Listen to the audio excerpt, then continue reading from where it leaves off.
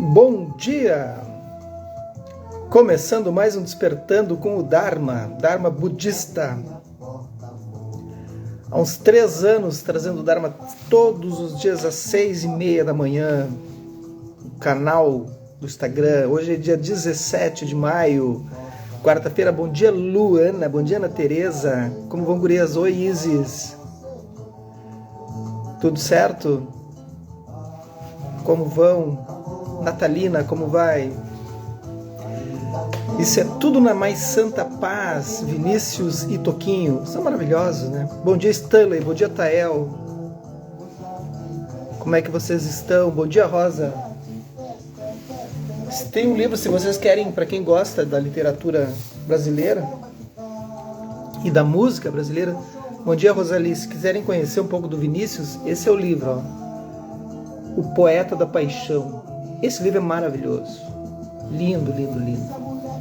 Aí tem as poesias dele, tem as histórias dele, né? Tem a vida do Vinícius. Muito bacana. Bom dia, Mauro. Esse livro é maravilhoso. Tem algumas biografias brasileiras assim, que são excelentes. Assim. Bom dia, Ângela. Bom dia, Nega. Esse do Poeta da Paixão é incrível. Um outro livro que vocês precisam ler se gostam de poesia e também de musicalidade é uma biografia do Leminski, né? O poeta, o bandido que sabia latim. O bandido que sabia latim. Tá por aqui. Não sei onde. Mas esse livro é maravilhoso. Bom dia, Carla. Esse livro é maravilhoso. O Bandido que Sabia Latim, com Leminski. Bom dia, Conceição. Super vale a pena ler. Aí tem as poesias do Leminski, tem a história dele, as músicas que o Caetano gravou dele.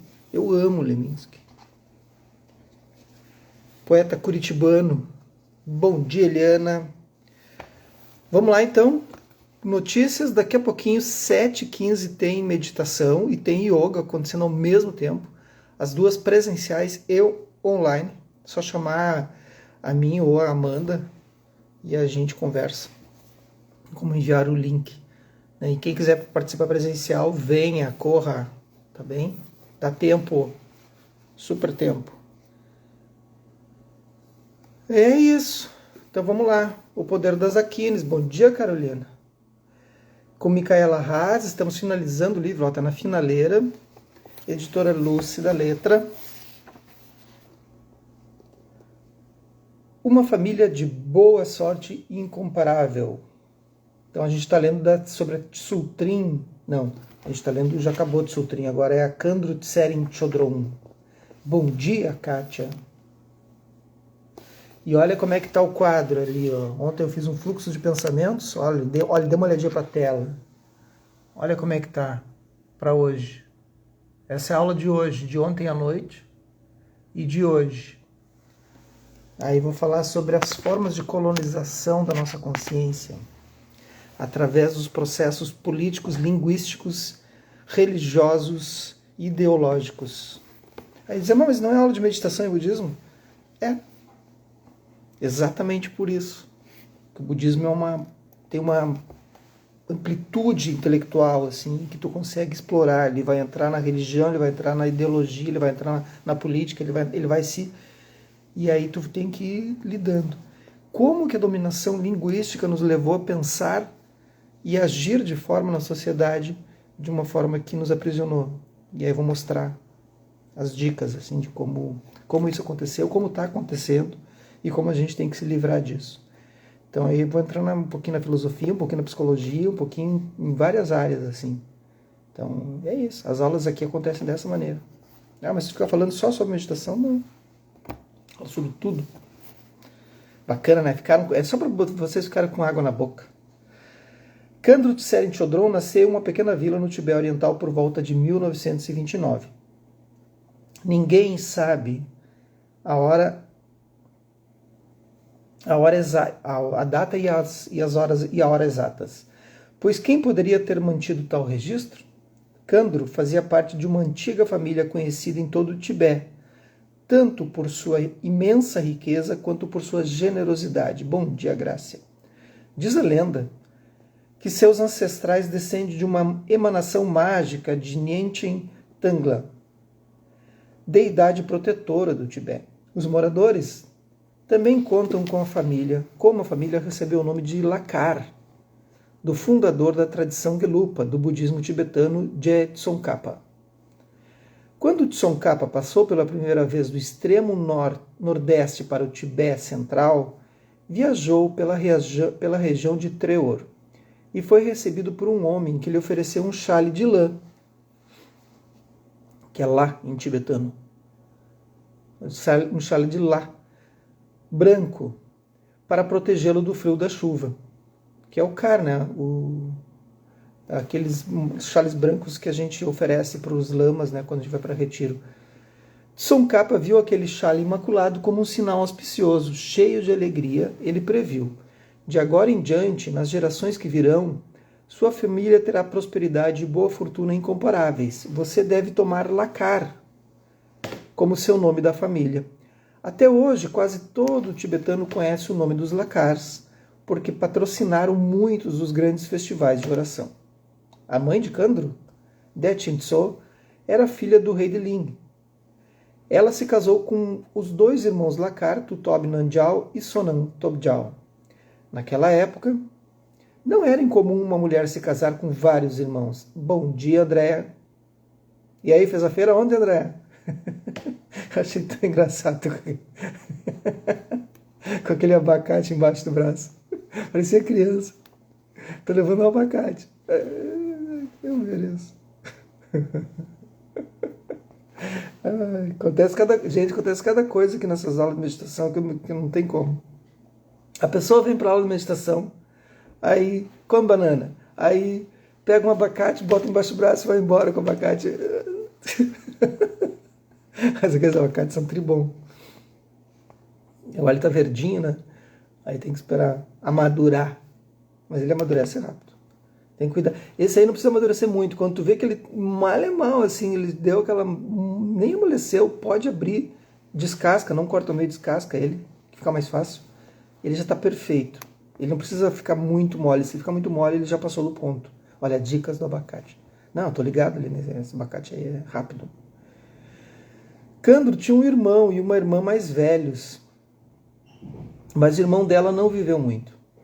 Antes do nascimento de Kandro, o quinto Dzogchen Rinpoche, Tubten György, profetizou que uma joia nasceria naquela família. Kandro foi imediatamente reconhecida como uma criança especial, considerada até mesmo uma reencarnação de S. Tsogyal, a principal mestra do budismo tibetano no século VIII. Então, os tibetanos têm todo esse envolvimento com isso, assim, né? Para nós pode soar estranho, mas a gente tem que entender de onde vêm as coisas, para a gente poder se pronunciar e ver que nós também temos várias coisas nas nossas culturas, né? Que para eles podem parecer muito estranho também, muito. E também uma emanação de Tara, a Buda mais venerada. Aqueles que conheceram Kandro durante seus primeiros anos dizem que ela era tímida e reservada. Uma forma de ouvir essas histórias e ler é uma mente aberta, é observar de onde eu estou lendo. Aí entram as 5 sabedorias, né? A posição de espelho sempre e a posição de igualdade. Então, se eu olhar do lugar onde eu estou, eu não vou conseguir entender como eles agem. Eu tenho que olhar do lugar onde eles estão, sem julgamentos, observar, estar naquele lugar, movimentar minha mente, uma mente aberta. Aí eu começo a entender como funciona esse pensamento. Fica mais fácil para entender os ensinamentos. Funciona assim, ok. Desse lugar eu compreendo, do meu lugar eu não vou compreender. Então, uma dica para quando forem ouvir alguma coisa. Vocês precisam se reposicionar mentalmente.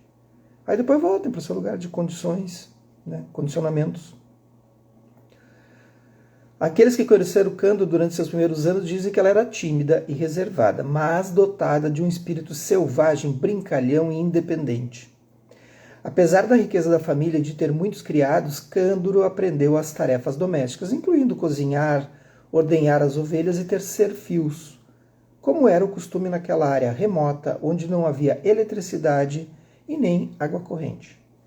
Para indicar seu status como filha de uma família rica e como uma garota solteira, uma garota campa geralmente usava âmbar, coral e turquesa em seu cabelo. Mas Kandro sempre preferiu vestidos simples e quase não usava joias. Até hoje, sua irmã mais velha, Tsering Angmo, nunca sai de casa sem uma espessa camada de maquiagem cor de porcelana. Bom dia, Deilson. Uma moda muito antiga nos círculos das mulheres de alta aristocracia tibetana. Kandro, entretanto, nunca usou maquiagem, nem joias extravagantes ou roupas elaboradas. Sua beleza estava muito em sua naturalidade e simplicidade. As maçãs do rosto salientes e, acima de tudo, seus olhos profundamente penetrantes e calorosos faziam dela uma visão impressionante, mesmo na casa dos 80 anos. Sua vila natal fica em uma área conhecida como 4 Rios e 6 Picos. Que nome, né? 4 Rios e 6 Picos. Onde é que tu mora? Eu moro ali em 4 Rios e 6 Picos. Não tem um endereço. Mas qual é o número? Qual é a rua? Não tem. É entre os 4 rios e os 6 picos. Aí tu fica procurando. Imagina botar no Google isso. No Google, né? Vou lá, adicionar no Uber. Vou pegar um Uber. 4 rios e 6 picos. Situada no sopé de cadeias de montanhas glaciais.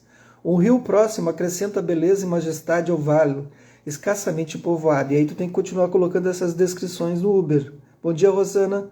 Aí tu coloca no Uber, lugar de origem, né? Ou lugar de destino. 4 rios, 6 picos. Situada no sopé das cadeias e montanhas glaciais. Tem um rio próximo que acrescenta uma beleza e majestade ao vale escassamente povoado.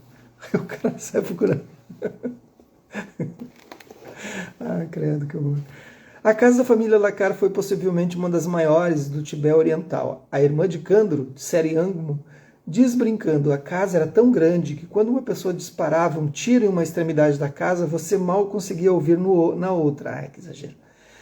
Cavalos e ovelhas viviam no andar térreo, para evitar que o frio cortante subisse do solo. E assim os 2 andares superiores se mantinham aquecidos. Então tinha o calor, mas tinha o cheiro também, né? Vamos combinar.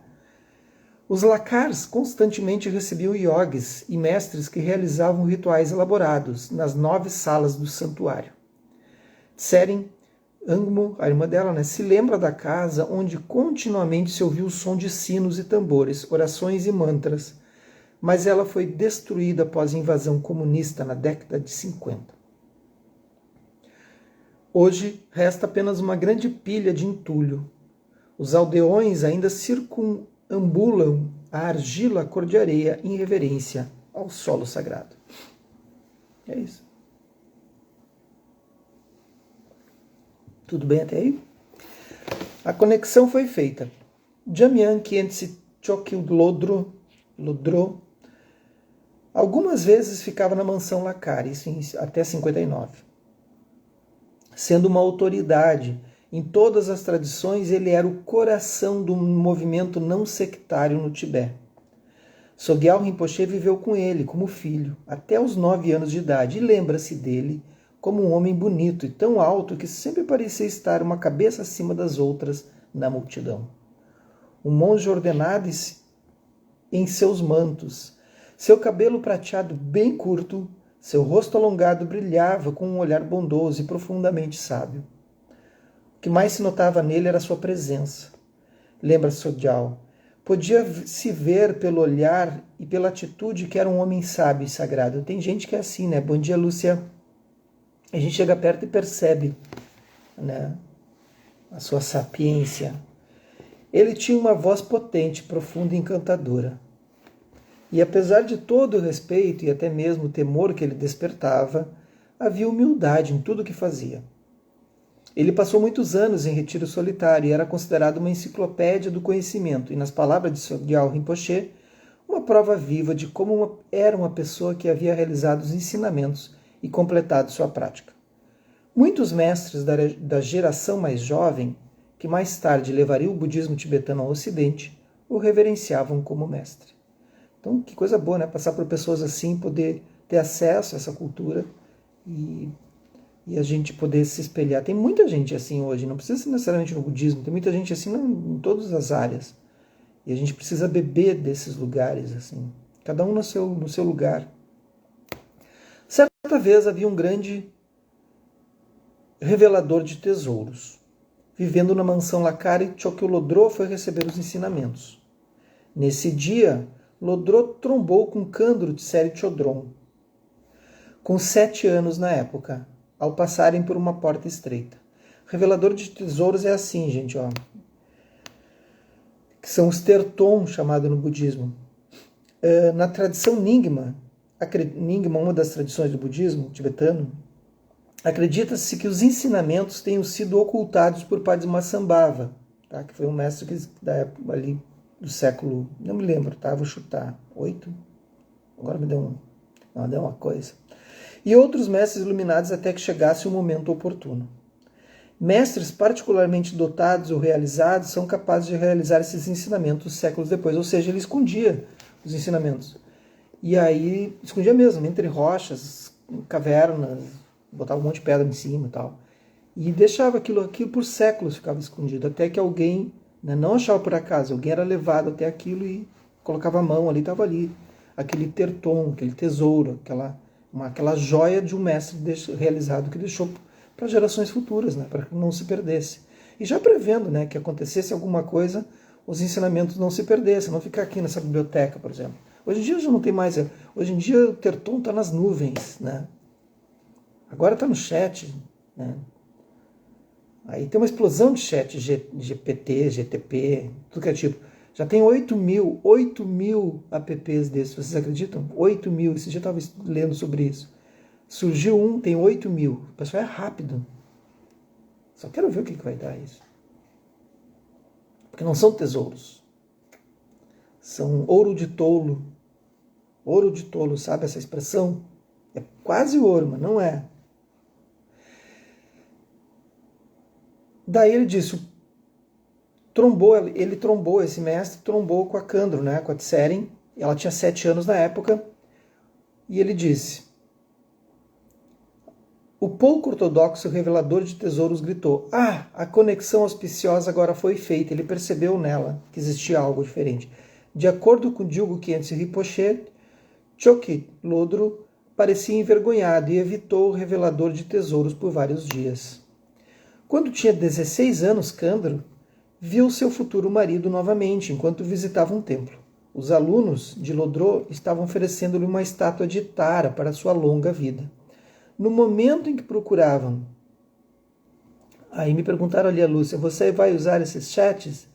Esses dias me mandaram para eu olhar, aí eu olhei, logo que lançaram isso, surgiu, esses dias não, faz um tempo já, e olhei e digitei para ver o que acontecia. Já perdi o interesse na primeira, quando eu digitei já perdi o interesse, assim, pelas respostas, eu disse, eu não tenho paciência. Não tenho paciência. Para coisas prontas, entende? Para conclusões, assim, prontas. Eu ainda prefiro maturar, eu prefiro cozinhar, eu prefiro flerte do que o match, do que o Tinder, entende? O Tinder intelectual. Eu prefiro o flerte, eu prefiro flertar na internet, eu prefiro criar meus próprios insights, não que me deem algo pronto, assim. Essa é uma forma que eu vejo. Agora, se eu vou usar, eu vi uns ali que tem de preparações, ao invés de usar o Canva, por exemplo, tu usar esses chats para montar apresentações, mas eu crio meu material e boto. Então, dessa forma, sim, óbvio. Mas dessa maneira, mas não para criar assuntos, bom dia, Pedro, para criar insights ou aprender, não vou. Dessa forma não me atrai. But, né, nunca diga nunca, a gente pode dar uma olhadinha e ver aqui que a gente pode se beneficiar. Se está te beneficiando, ok. Mas tem que ter esse cuidado. Os alunos, parei aonde? As pessoas presentes suspeitaram que aquele incidente era um sinal que ela estava destinada a se tornar sua companheira. Então, aos 16 anos, ela trombou com o Lodro de novo. Vamos parar por aqui, porque hoje eu sempre tenho que parar uns 5 minutos antes, porque eu tenho que dar aula daqui a pouquinho. Aí eu me atrapalho todo. Mas eu não digo, nunca digo não, assim. Nesse momento eu acho que eu prefiro observar. Mas vamos ver. Vamos ver.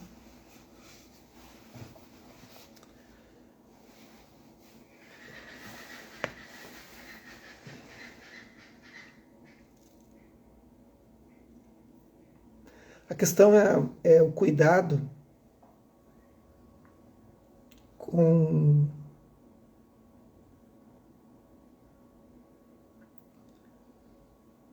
as formas de dominação,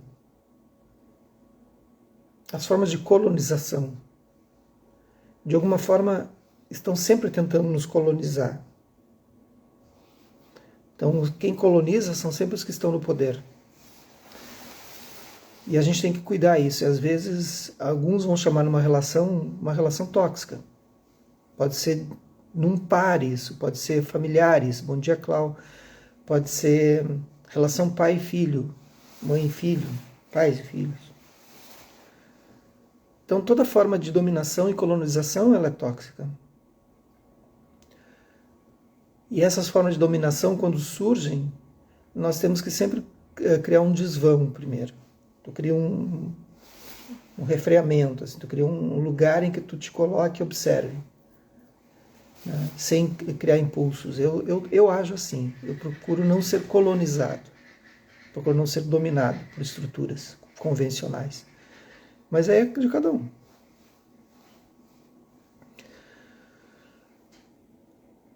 Se sentirem confortáveis, façam uma inspiração profunda.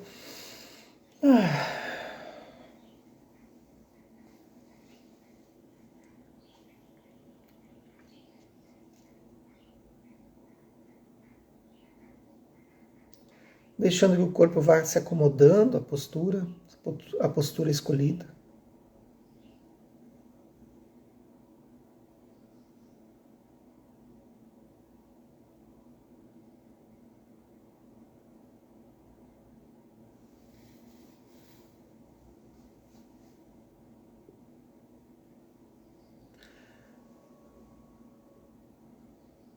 Percebendo esses estados de acomodação sem imposição, sem estados de dominação na própria estrutura do corpo ou da mente. Deixa que a mente e o corpo vão se apresentando como está hoje, sem interferência, sem colonização de si. Autocolonização, autodominação, essa imposição de que deve ser assim.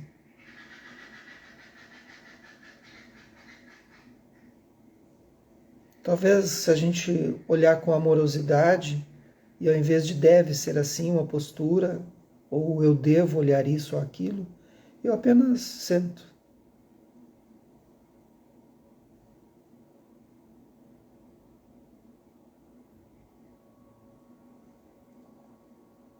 E ao sentar eu apenas observo.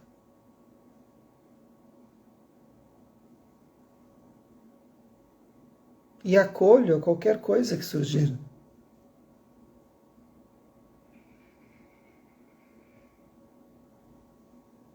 Se surge inquietação em mim, eu acolho a inquietação. Eu estou inquieta, inquieto.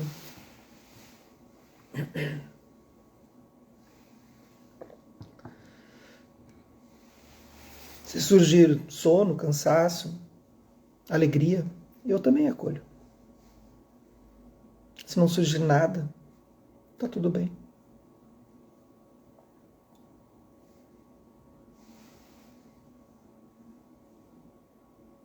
A questão aqui é não transformar o que a gente está observando.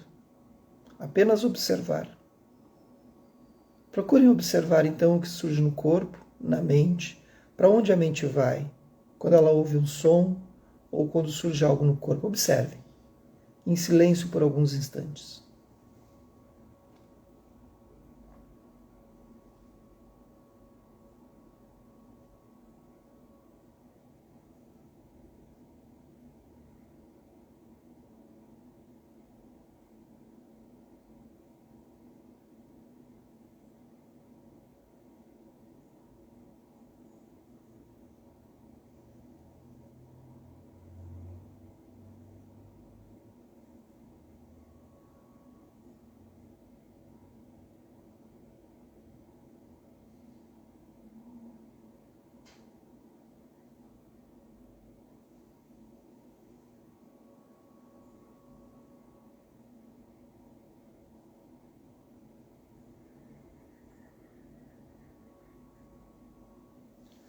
E esse é o exercício que eu sugiro a vocês hoje.